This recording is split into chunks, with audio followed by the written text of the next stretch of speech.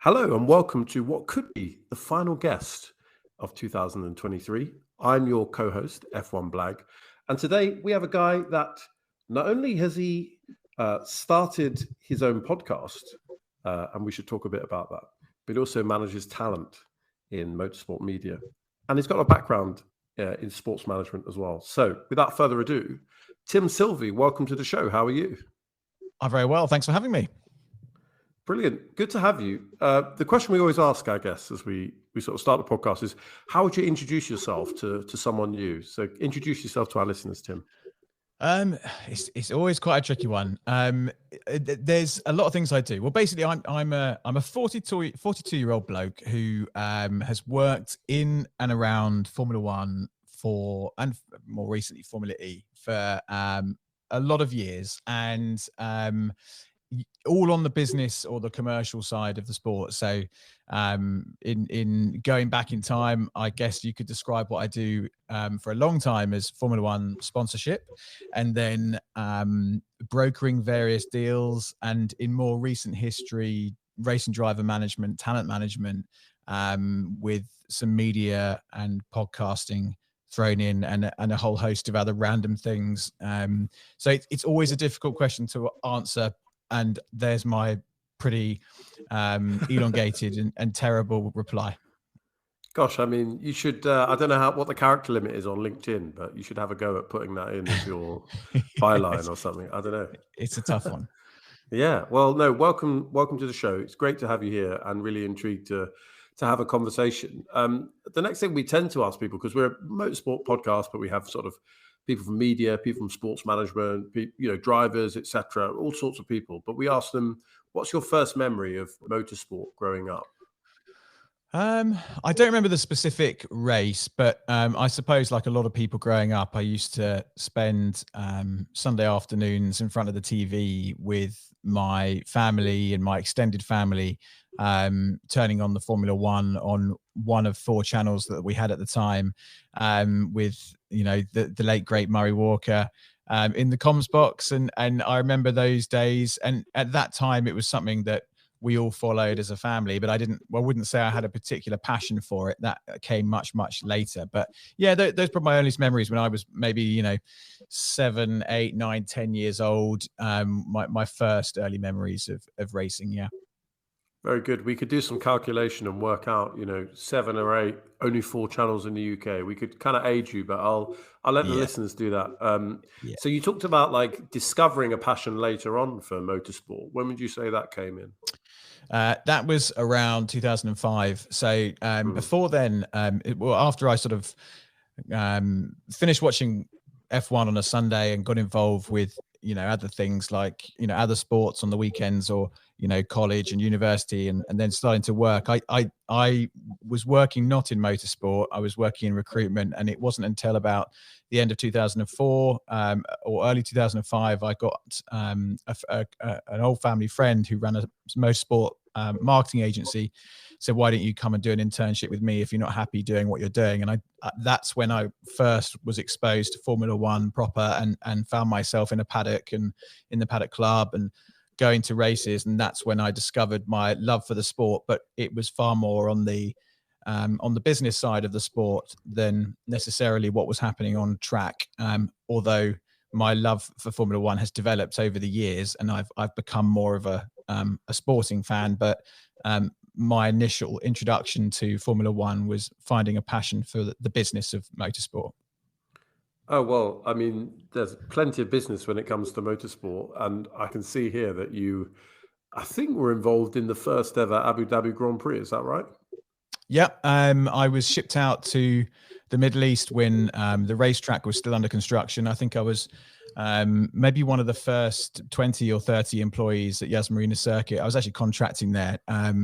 And I was working for a guy called Richard Cregan, who used to be the boss of the Toyota or the Panasonic Toyota Formula One team. Richard was the CEO at the time at Yas Marina Circuit. And yeah, we were there really constructing the track, deciding where, signs would go, where the parking would go, really everything, and fully involved in the logistics of starting that first Grand Prix, which was an eye-opening, terrifying experience, but I learned a great deal. I love that you kind of elongated the name of Toyota to Panasonic Toyota. Spoken like a true account manager of global It's drilled sponsorship. into me.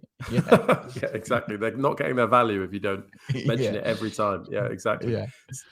So, I mean, I hope you don't mind me asking, but you sort of said, someone said to you at the time, if you don't like what you're doing, come and do this. So what Yeah. were you doing before you kind of found your way into that sort of sports sponsorship and then Formula Well, One? I was academically fairly useless at school. I didn't really get on with the British education system and left school with very few qualifications, sort of bumbled my way into a pretty poor university with a pretty poor qualification, and left early. I quit university early after my placement year. And I found myself doing recruitment, which, I think, some people make a fantastic career and amazing businesses out of recruitment. For me, it was the only thing I could fall into and make a bit of money with almost zero qualifications. So I was doing that, and I didn't mind it. I was okay at it, and I did quite well for a year or so. I was in there, but I knew it wasn't my calling.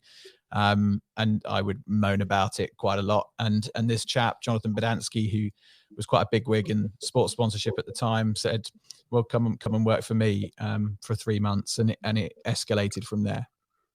Yeah, I mean, I remember that period of recruitment consulting. I think when did I finish school? 2005 or something like that. It was big, maybe just up to that period. Lots of, lots of jobs in my little hometown in doing that. But yeah, I'd never quite understood exactly how to do it. But so you went into that sort of sports sponsorship side. What were your early experiences there? Were you put straight onto the Formula One account, or were there other accounts that you were sort of looking at? Yeah, straight on to Toyota and looking after Panasonic from 2005 till 2007. And that was, there were other sports. I was dabbling in athletics, the World Athletics Championship, and we did a little bit of rugby and quite a bit of golf with Lexus. But the main thing was Panasonic and looking after that account and working with Toyota across their endurance racing and Formula One. And I just immediately took to it. I was very quickly working harder than most people and longer hours, and just thinking, why is no one else doing this? And it allowed me to rise up through the ranks of a relatively modest sports marketing agency, but a prominent one in terms of its client list. Quite quickly, I really, I think that was the moment I thought I found what I like to do. And that's sort of, I guess, how passion manifests, right? Because if you're in a job for a 9 to 5 or to get the salary, you'll probably do what needs to be done, or if you're told to do something, then you'll get on with it. But it sounds like you were really engrossed in it.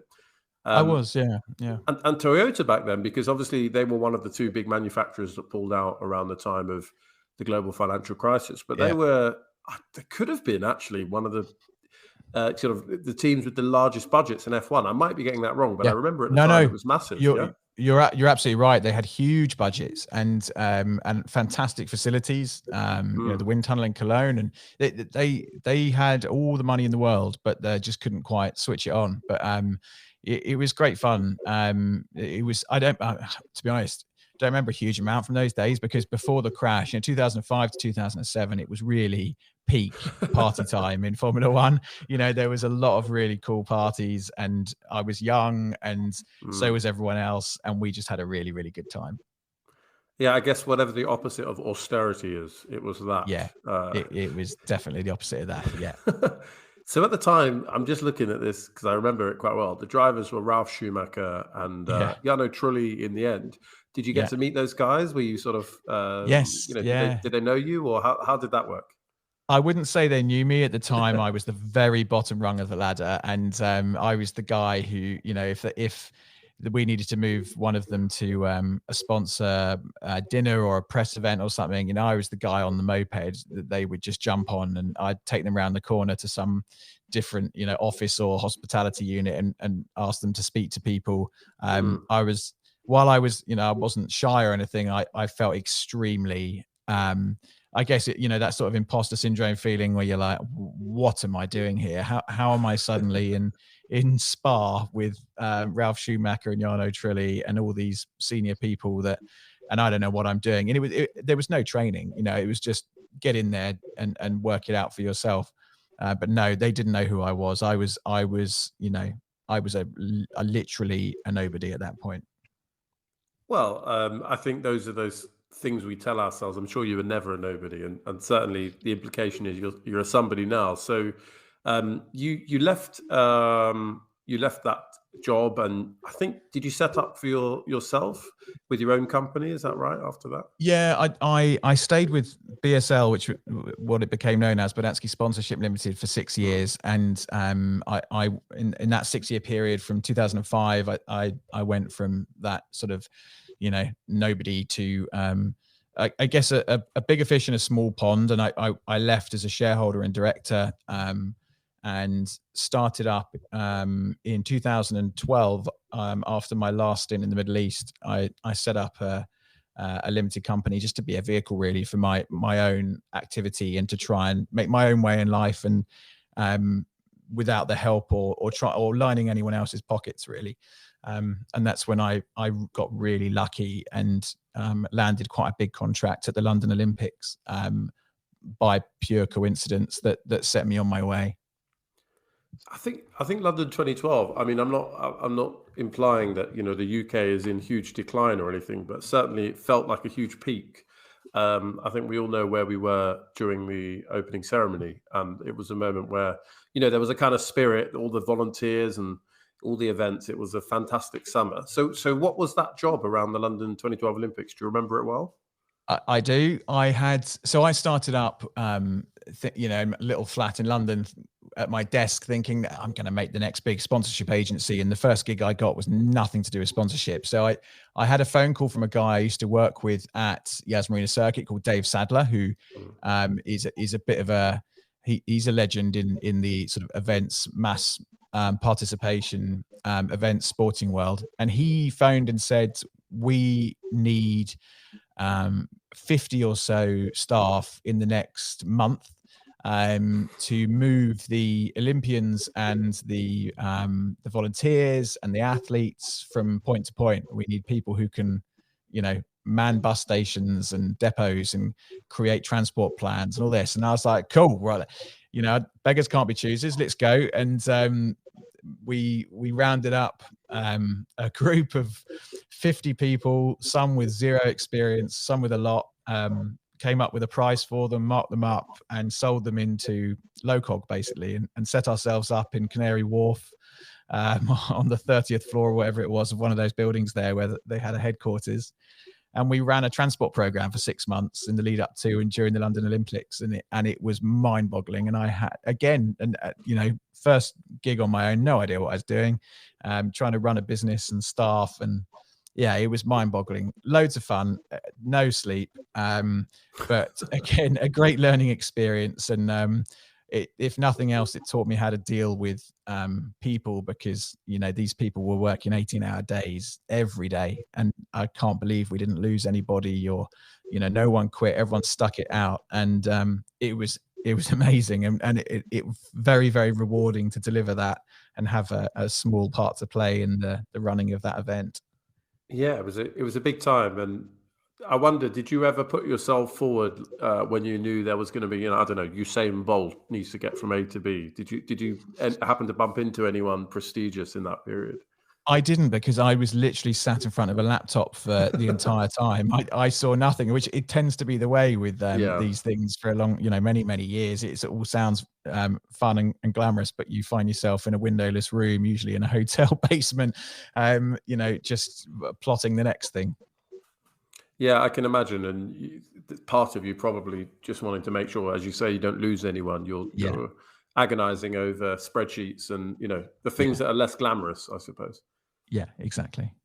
So you mentioned that obviously alongside the sponsorship and marketing that you moved into driver management. Yeah. And I presume that was sort of in various bits of motorsport. Do you have any sort of notable alumni that were under your management? I do. And I guess at the time I didn't realize what was going to happen with some of these people. One or two of them went on to quite impressive things. So the reason it started was a guy I know called Rob Cunningham, who was in music management, was working for a company called Crown Talent and Media Group. They wanted to start, they were a music management company, and they wanted to get involved in motorsport. They phoned me through him, and we had a meeting, and they said, we want to start a driver management company, motorsport. Do you want to head it up? So I was like, yeah, cool. It's all investor backed. And in walked a string bean called Max Chilton, who at the time I think he just finished 4th in GP2, what was GP2, now obviously F2. And he had a seat for Formula One the following year.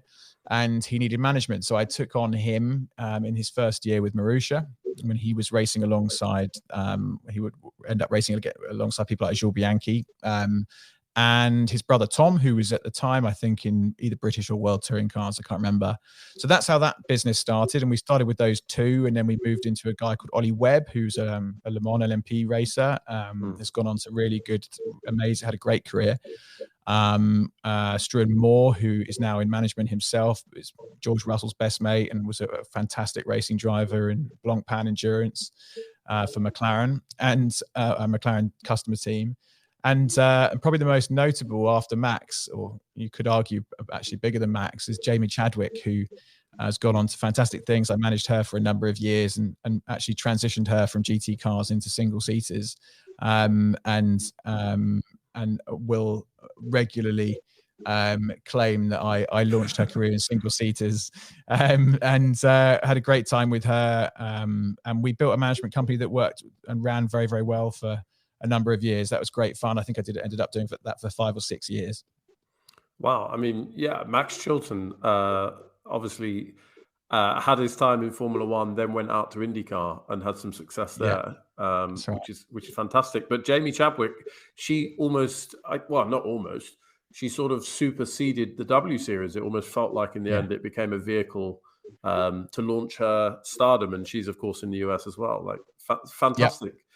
Would you say that it was right place, right time, or did you have an eye for talent? Like how did someone sort of say, okay, I've got an email in my inbox, someone called Jamie Chadwick wants a manager? Like how did you come across her?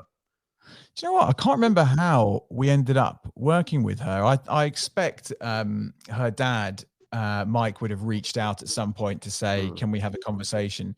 What we were trying to do was quite appealing for racing drivers, because a big part of it was sponsorship. And, we were tasked with raising the funds so that they could go racing, whether that was Max, and at the time, what felt like a huge amount of money to go racing, which was 11 million quid, which now seems like absolute chicken feed for certain teams. But at the time was a lot of money. And Jamie had to raise, several $100,000 to keep her race seats going. So a big part of it was that.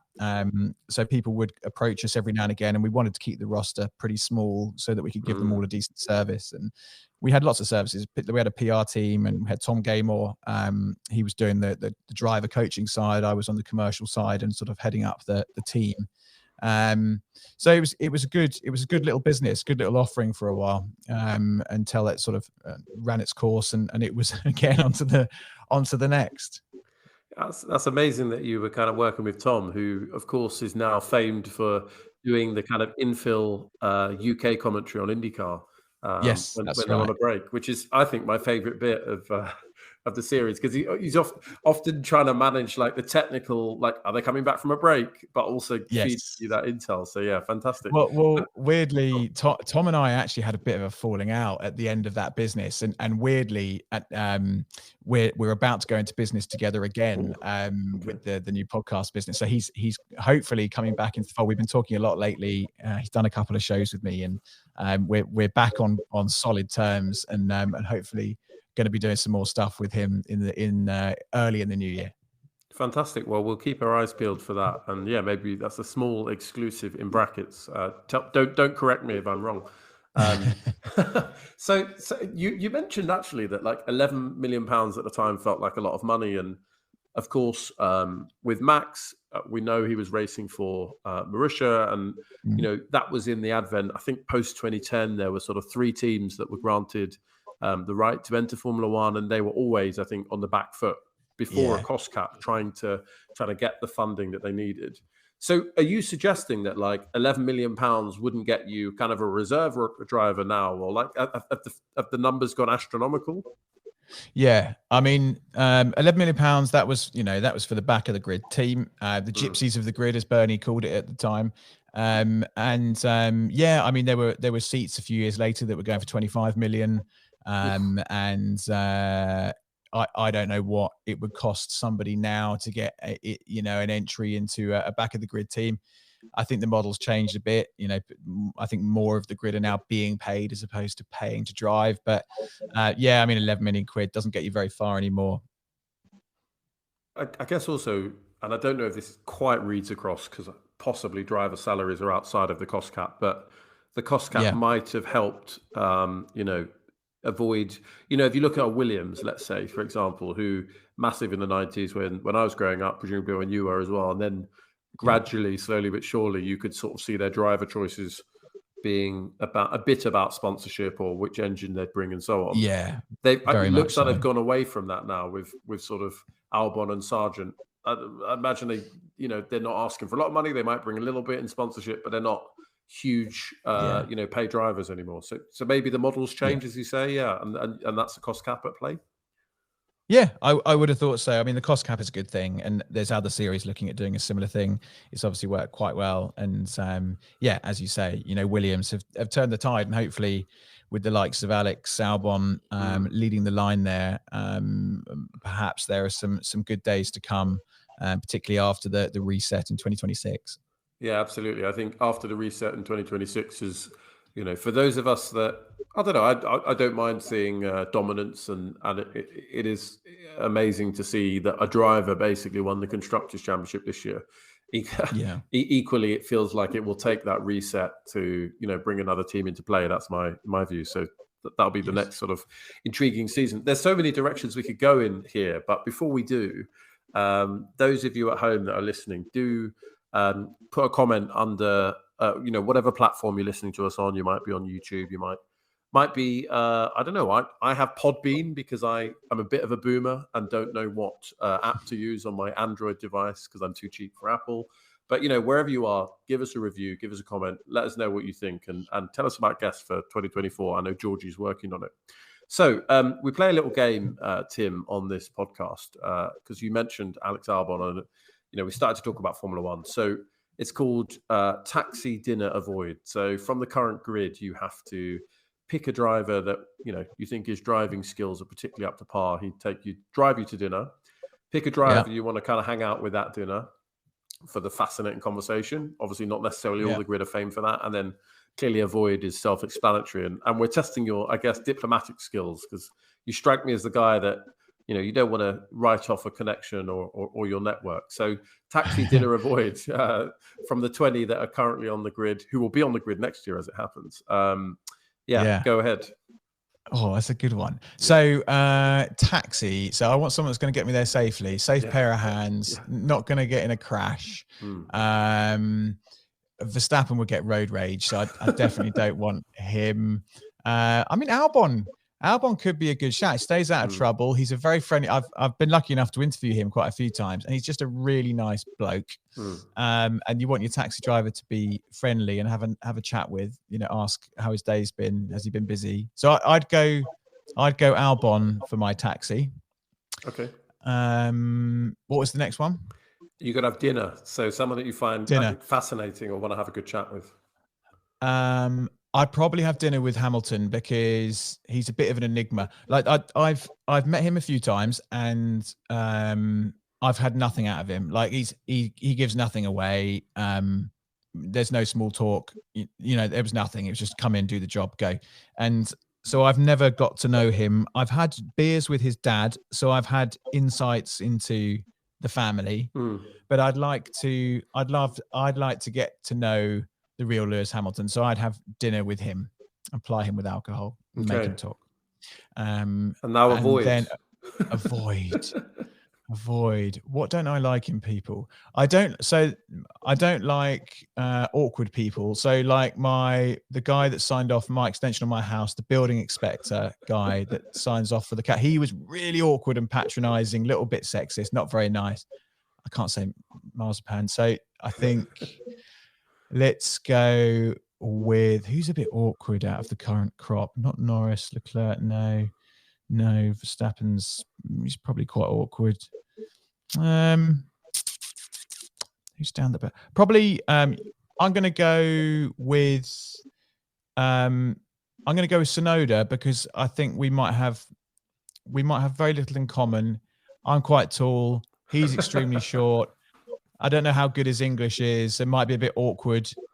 He doesn't like. I don't think he likes small talk. I know his trainer. We had him on the podcast, Michael Italiano. He said, he just likes to get in, get out, doesn't like the training. So I think it'd be Sonoda. I think I'd find him awkward conversation. Okay. I mean, you made your way through that. I think if in the future opportunities presented themselves, you could explain that away. Easy. Exactly. Easy fine. peasy. Right. Yeah. Yeah. No damage done. Unfortunately, No. we tried, but there we are. Okay. Yeah. So you've mentioned, fascinating that you have met loads of the drivers. You talked about interviewing them and you had them on the podcast. So am I right in thinking that you've got your own podcast with Alex Brundle and virtual statman Sean Kelly, or have I made that up? No, you haven't made that up. Okay. That is true. So I've got a few. Well, that show is actually. Well, we did that one for the race, the race media. So that was a show that was sponsored by Aramco that we put on especially for them. And I can't remember how many episodes we did. I've still got a couple of interview bits to do for that show. But yeah, that was really good. It was. We focused on a different thing in Formula One every week, whether it was like what's the barge board or why do they use DRS or is DRS a good thing? And we'd use Sean Statman Kelly, who's well worth following on Twitter, to come up with all sorts of amazing data and statistics and even unearthing stuff that is exclusive, like that no one's found before about the subject that we're talking about. And then Alex provided the driver's perspective and I was the host holding it all together. So we had that show, which was really good fun, and hopefully we'll continue that next year if we can find another sponsor for it, or we may just do it anyway because it was really good fun and did quite well. What did you find surprising about getting into podcasting, or was that not your first endeavor? Had you previously had a show? That was not my first one. Uh-huh. So the Motormouth podcast was my first one. That's now 180 episodes in, there or thereabouts. That one encouraged me to set up a podcast network, which we only launched maybe 2 weeks ago, and it's a soft launch. We've only got 3 shows at the moment. One in Formula One, which is the Motormouth podcast. We've got a MotoGP show, but with Keith Ewan and Harry Benjamin. Keith Ewan's a former British superbike rider. And we've got a paddle show, which is hosted by a paddle PR guy called Ben Nichols and Britt Dubins, who's the top US paddle player. And we've got Mark Priestley's show coming across to us, Pit Lane F1 Life Lessons. We've got a new show about sustainability with hopefully Nikki Shields is going to be hosting. And we've got, what else? There was another one. Oh yeah, the one with Tom Gaymore. We're hopefully going to be doing one about the police force with him because he's heavily involved with that. We've got loads of ideas. We want to have 50 shows by the middle of next year. Wow. Okay. So that's quite exciting. We'll keep our eye out. You're going to sort of dominate the world of, well, it sounds like not just motorsport, but actually, policing. You've got paddle, which is a huge phenomenon. Yeah. Fantastic. It is. Yeah. When you started podcasting, was there anything that surprised you about it? Clearly, you've already spoken to a lot of people, networked, and so on, and then you're just putting the mic on and turning, you're grabbing it for audio. But like, anything surprised you about it? I don't know that anything really surprised me about it. I mean, I guess it's been better than I thought it would be. For my career, I suppose, because it's opened up a lot of doors. That we've had some really cool guests who I've stayed in touch with, and some have become friends, some have become colleagues. And it's afforded us, it's opened a lot of doors. We've definitely met a lot of interesting people through it that have benefited the business, the various businesses that we're involved with, and it's allowed us to break down barriers with people we never thought we'd ever get to meet. And as you'll know, with this show, podcasting feels like a one-on-one chat. So you end up disarming people quite quickly. And we've had like Nico Rosberg and I don't know, David Coulthard, Karine Chandok, people like that who just seem to say whatever is on their mind and not, hide behind media training like they tend to do on Sky Sports. That was a shot at Sky Sports. I don't know if they've not at all. Along with. No, I'm joking. No. I'm trying to create but you know what I mean. Here. You're not helping me. Yeah. Well, it's I think people have a certain in front of camera persona, and they they do have to watch what they say because they're employed by those broadcasters. But when you're one-on-one on a podcast, it's a lot easier to feel like you can say whatever you want to say. Yeah, I think that's right. I think you're having a chat, and you're right. For me, it's also an excuse to meet interesting people like yourself. And we've had 2/3 of your podcast hosts. So we had Sean Kelly, and so we just await Alex Brundle, Georgie, hint, hint, for next season. Alex is great. And go on. Sean's brilliant. I mean, Sean. I mean, where he stores these things, I will never know. And it's in his brain. I mean, I've tried to catch him out several times and throw a left field question at him, and he'll have the answer. It's astonishing. Yeah, so when he came on, I was trying to be respectful and not, try and, okay, tell me about this. But he can just do it, and he's happy to do that. And what's interesting is he explained the difference between that and then his offer to, what is it, like 23 odd or probably more broadcasters, which is obviously he's got it all in his brain, but he has a system and he has people and he has a structure that mean that it's kind of quality assured and so on. But phenomenal. Yeah, absolutely. He's outstanding. Yeah, well, every success to your podcast. Where can people find it? Have you got presumably you've got Insta and Twitter and so on? Just search for the Motormouth podcast or the OMG MotoGP podcast if you're into your motorbikes, the Paddle Movement podcast, and then the website, which is just a holding page at the minute, but is being redesigned right now, is motormouth.media, and that will be where all of our shows in the future can be found. Okay, motormouth.media, which, who knows, you might not be listening to this when it first issues, and you might just be able to go there right now and there you go and see all the shows, which hopefully by that point will be 50 shows. I mean, gosh, have you got some sort of niche shows that you in the back of your mind, or is it about finding the right talent? Like, how are you going to come up with 50 concepts?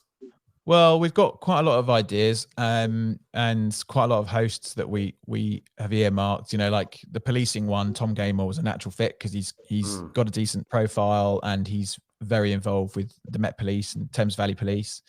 Nikki, obviously, with her Formula E exploits is all across sustainability. So that kind of made sense. And she's got a good black book and a profile.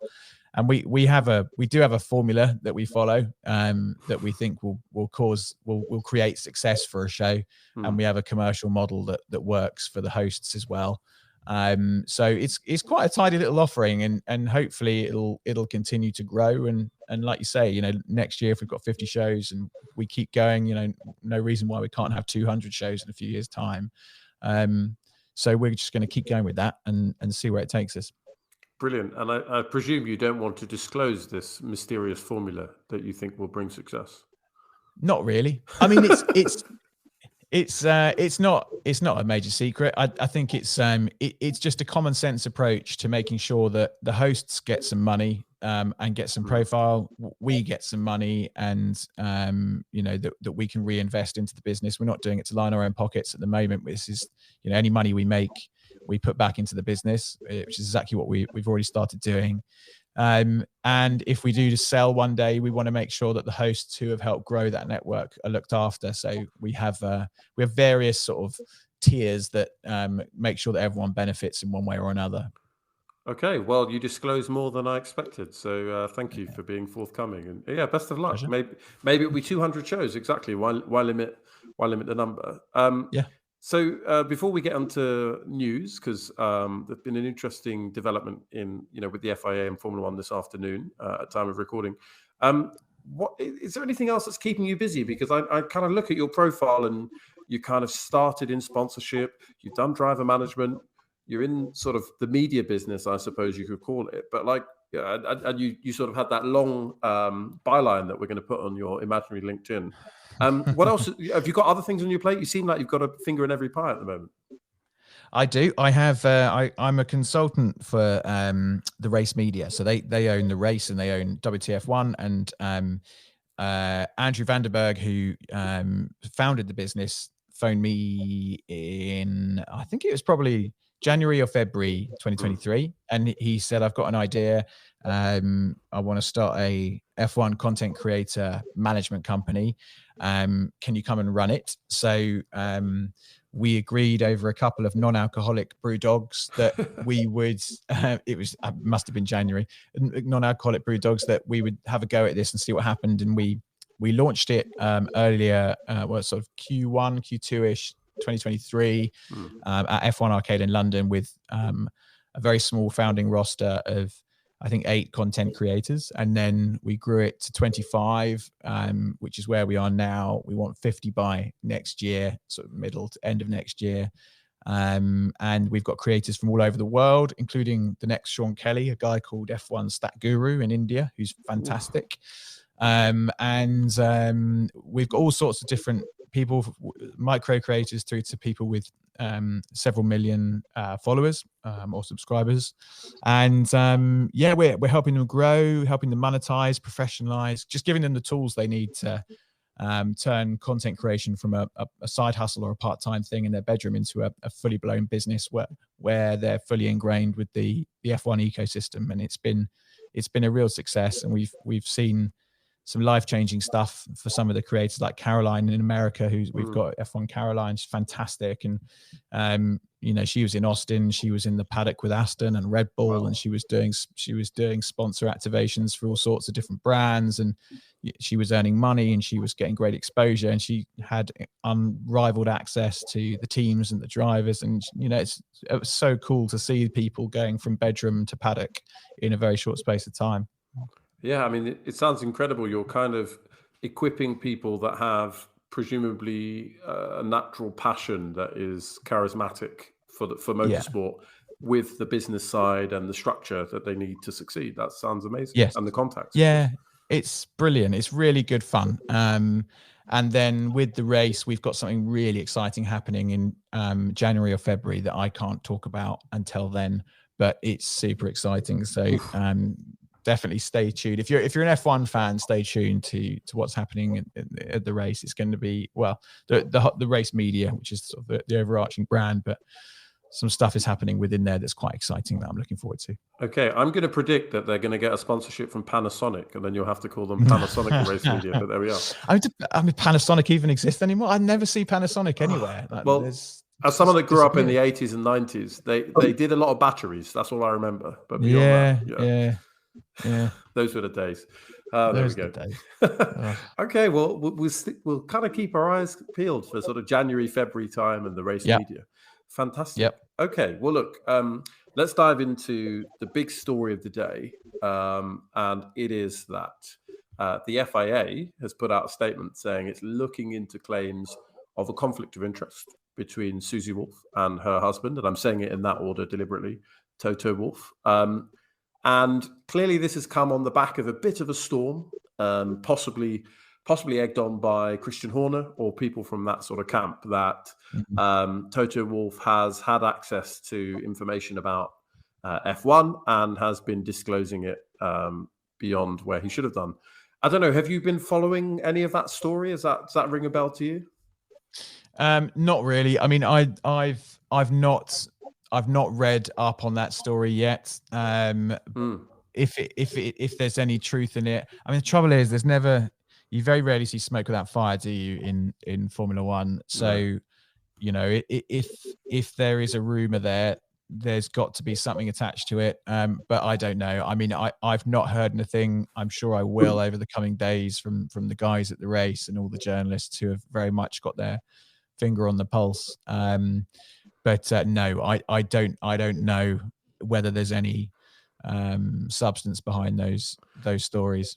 Yeah, well, we'll find out in due course, I guess. And I think it's just indicative of motorsport, or let's say Formula One really specifically, it's got the governance arm, which is the FIA, and then obviously it's got the commercial rights holder, which is Formula One, brought to us by Liberty Media, and there was an antitrust case probably going back 25 years where the EU said that these two must be separate. So of course that's a kind of strange relationship where you've got people administering the race and following, these are the rules and this is how, we have to enforce them. And then you've got people that are trying to make money off the sport and trying to present it to an audience. And that relationship's always going to be, in tension if those people can't be together. So it's an interesting one. Yeah, it is an interesting one. And it'd be a shame if something dodgy has gone on because, I think the likes of Susie and Toto have been game changing for the sport, in many, many ways, from business to inclusivity. And Susie touches a lot of areas of the sport with her work in Formula E and F1 Academy and all the rest of it. So yeah, I hope it's all, just a bit of bluster and there isn't too much nastiness behind it. No, I hope so too. And, it's one of those things where clearly we talked about the reset for 2026 and the FIA will be thinking carefully about that. I presume that will all be linked to a Concord agreement. And that's, again, that really complicated or that tight balance between, you've got the people governing the sport, you've got Liberty, but you've also got the teams. And they have to sign up to the rules, but also the commercial arrangements. For example, those that see Williams and Ferrari get a heritage payment for turning up because they are, prestigious names in the sport, presumably McLaren as well. So yeah, it's from a legal perspective, there have to be these kind of walls in place to avoid that insider trading, I guess. I'm using that term loosely. So yeah, fingers crossed. Yeah, absolutely. Okay. No, it's always interesting to see what goes on in the sport. And we had an interesting chat with the guys at Lucky Sons. Have you heard of them yet? I haven't. No, go on. Lucky Sons are 3 or 4 guys, Paul Fleming, there's Andy, Benjamin, and Steve, and they've raised an awful lot of money, allegedly over $1 billion to start a Formula One team. And they've had one bid rejected by the FIA, so they're now moving to the model of buying an existing Formula One team or want to. So they've got conversations with 3 or 4 potential suitors. And it's one of those you talk to them and you have to believe, take them at face value, and they say a lot of interesting things and have very interesting plans for whatever the team ends up looking like if they ever make it. But again, you don't know what to believe, and some people think it's all nonsense and they haven't got the money and they haven't got the resources, and others say that they're all ready to go, they're just waiting to buy an F1 team as soon as it becomes a viable option, and isn't valued at $4 billion. So it's a fact. This is why I love it, because there's always something happening. There's always some interesting commercial conversation going on, or some controversy, or there's a crash gate, or there's a spying thing going on, or even something like this Susie and Toto thing, and buyouts of F1 teams, entries of new F1 teams, and manufacturers and engine suppliers and tires. There's always something interesting in Formula One that you just don't get in other forms of motorsport. And I've just looked it up. Lucky Sons is not spelt in the way that I would have expected. No, it, so. No. You probably, had I not told you it's Lucky Sons, you probably wouldn't have worked that out for yourself. No, you can help them. Maybe they'll hire you as a brand consultant. I don't know. Well, I've planted a couple of seeds, so you never know. Okay, well, we'll have you on maybe Series 4 when they're a front-running Formula One team, and we'll hear all about it. Yeah, absolutely. Yeah, I mean, it's an interesting one actually. Going on that to do with whether it's now viable to enter the F1 grid or whether you have to buy an existing team. I understand that in the last Concord agreement, essentially the teams decided, and I don't know how, if you looked in any other industry, whether this would be allowed, something like, and I could be slightly wrong, basically a new entrant has to pay $200 million split across the rest of the grid. And that's obviously to do with the commercial revenues being split 11 ways rather than 10. So it's really tricky to join the grid, let alone, as you say, get that approval from the FIA and then Formula One. Yeah, really difficult. And no one wants an 11th, no one within the sport wants an 11th team for that reason. But equally, fans would probably quite like an 11th team. And it's really interesting to see what's going to happen with it. And I think the only way really is for them to buy an existing team and crack on that way. But it's challenging because they want to have their headquarters in Africa or Asia, and that presents a lot of interesting challenges in itself. So we'll see what happens with it. Yeah, not least they'll, well, there are definitely places where they're going to have some fantastic access to really talented engineers, but they call it, I don't know if they call it Motorsport Triangle or something, that kind of Milton Mm, Keynes, Northampton, Oxford sort of yeah, triangle in the UK. that's Very right. easy to find some talent there as well. Yeah, So yeah. yeah, good luck to them. Well, look, final news story, and then we'll sort of come towards the end of the episode, which is this week at time of recording, Logan Sargent was confirmed as the 20th and sort of final driver in more ways than one, I suppose, for the 2024 Formula One grid, which I think, and Virtual Statman would probably help us out, is the first time that from season to season the grid has remained exactly the same. Mm. Looking back on 2023, and we could talk a bit about Logan Sargent, but just more generally, do you think that it's right that all the drivers have retained their position and that no one, I suppose, from Formula 2 has had that opportunity to come up? I think it's a bit of a shame that no one's had the opportunity to come up. I think Logan Sargent's obviously going to have his detractors. There's going to be people that would say he doesn't necessarily deserve to retain that seat in the cutthroat world of Formula One. But equally, is it, it's a nice move of Williams to keep him there. There's probably some commercial elements to it, but there are certain drivers that it'd be very hard to get rid of, isn't it? I mean, while Sergio Perez hasn't had the best time, he's quite a handy number two. Lewis is Lewis. Fernando Alonso is this sort of reborn character that is still able to put out incredible performances. And Leclerc signed his new contract, which is going to be, backloaded, but you can't get rid of him.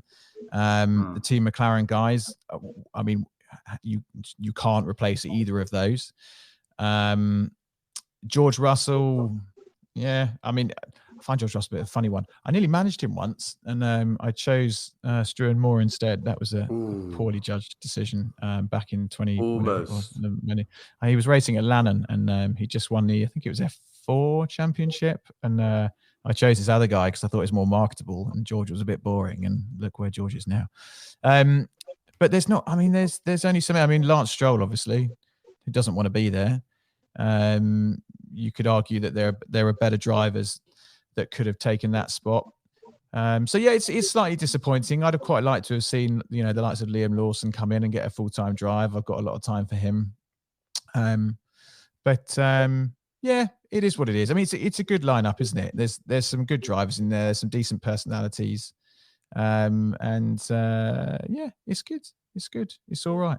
Yeah, I think that's a fair assessment, and it probably goes back to that point around, if there are only 10 teams, you're going to be leaving out some really talented guys, one way or the other. Yeah, and if you go back a couple of years, obviously you had Nico Hülkenberg on the sidelines. People obviously looked at him and said he hadn't got a podium, but equally he's done some good jobs in some sort of mid-ranking teams, and has come back in and as far as I can tell, been quicker than Kevin Magnussen, who himself had time out of the sport. So yeah, you'll never be able to fit F1 worthy drivers in 20 seats, I suppose.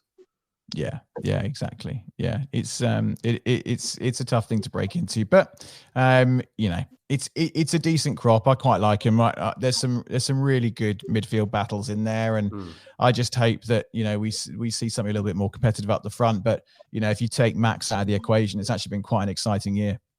Yeah, I mean, who would have thought that Sergio Perez would be world champion? If we take Max out, I guess that the drive of Fernando Alonso might distort that, because it seems like if you compare, there was a graph of race pace, I think it was, that came out maybe 2 days ago, and Max was clearly the fastest. Then it went Perez, and then in third it was Lewis Hamilton, and then you had the Ferrari drivers together quite close next.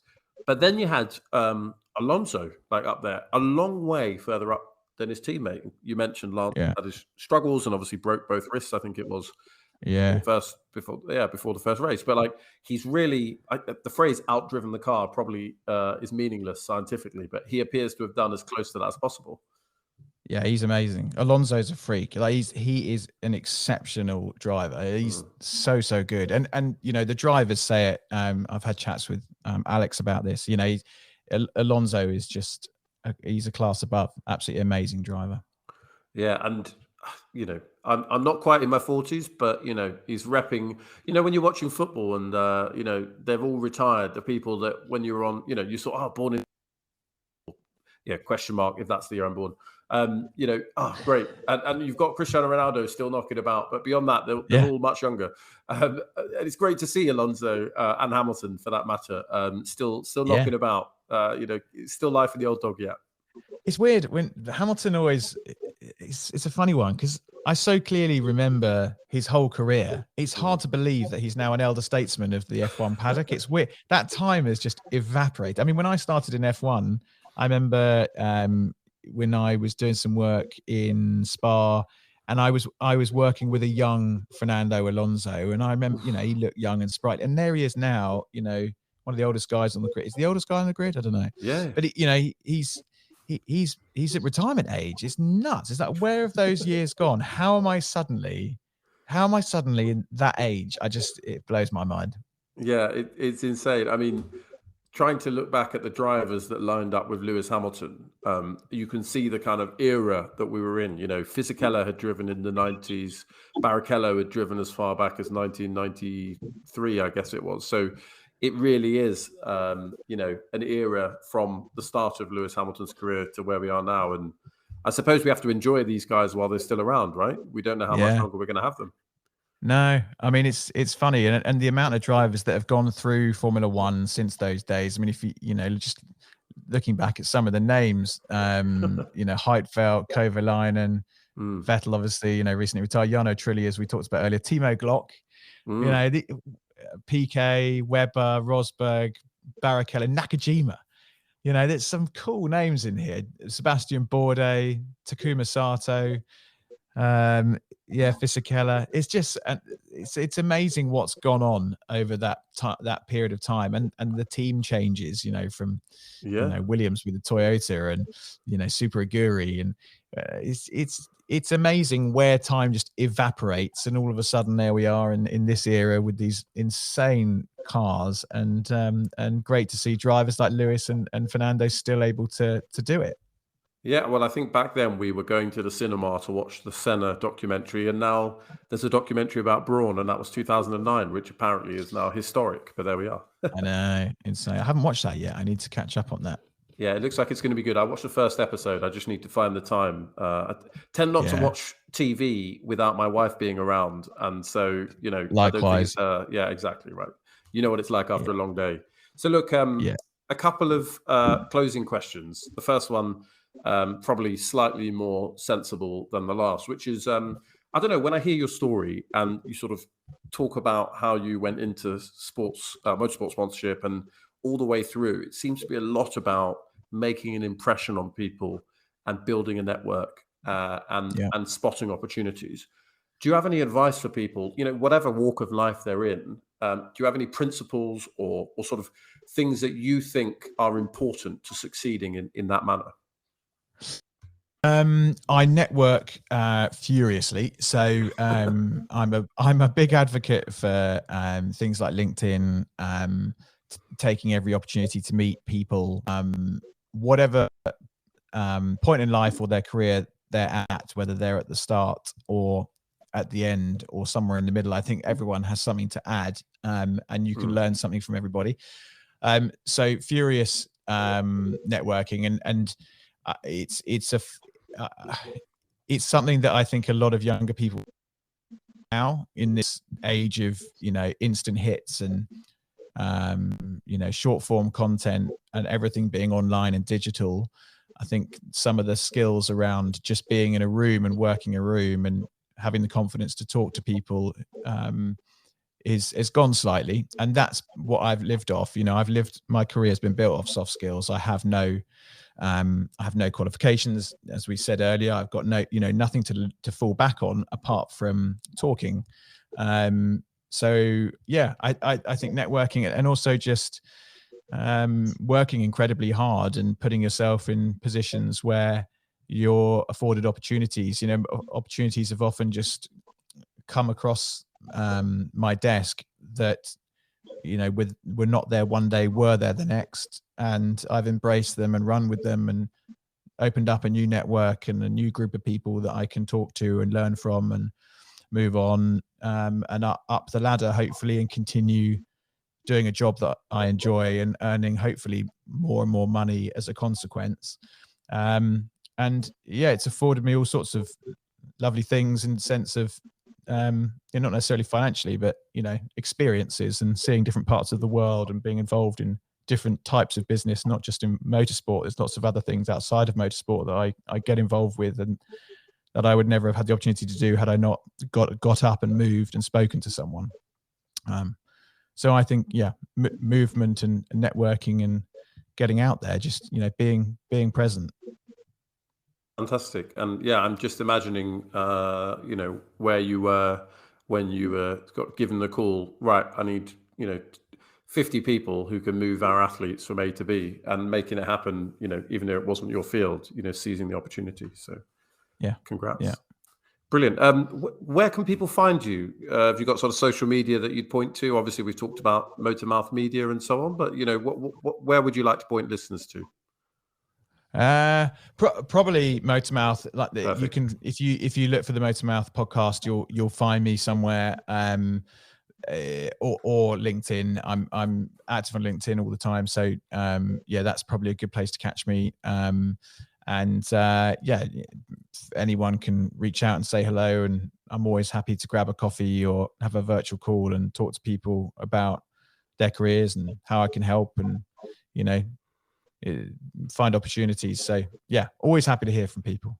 Brilliant. Well, we'll keep our eyes peeled for that January, February announcement with the race media, and it's been fantastic. It only remains to ask you the final and most philosophically important question that we ask all listeners, and I know Georgie is sort of waiting with bated breath, which is, I guess the setup is, I presume, and we ask everyone this, and no one's ever said no, but presume you enjoy the occasional pizza. Yeah, I do. I love a pizza. Especially a Pizza Express pizza. Okay, well, that's what we want to hear. So it's a yes/no question. Pineapple on pizza, yes or no? Yeah, 100% yes. Oof, all in. Yeah, all in. I love I love warm pineapple. You can put it in a curry, pizza, whatever. I'll take it. Okay, Georgie's going to be happy. She's sort of team pineapple. I'm more skeptical. Me and Mario Andretti, who was a guest on the show that I like to remind people of. Yeah, like we're staunchly anti-pizza. He and I have a lot in common, obviously. But you can choose. You can choose pineapple. That's up to you. That's fine. Yeah, I'm going to take the pineapple and run with it. Enjoy it. Well, look, Tim, fantastic to have you on the show. Thank you so much for being our final guest of 2023, and best of luck in 2024. Thank you very much. Brilliant. Okay, well, guys, if you've made it this far through the show, do not forget to give us a like or a rating wherever you're listening to this. Come on Twitter @StripTheDip or on Instagram, similarly @StripTheDip, and just tell us what you think about the show. Tell us some guests you want us to have next season. And also, and I keep saying this without getting permission from Georgie, if you pick a guest and we manage to get them on, maybe we'll bring you on and you can ask them a question. So until next time, and look out for some Christmas and New Year goodies from us. This has been your unusual co-host, F1 Blag, bringing you an episode of Georgie Stripping the Dipping. Good night.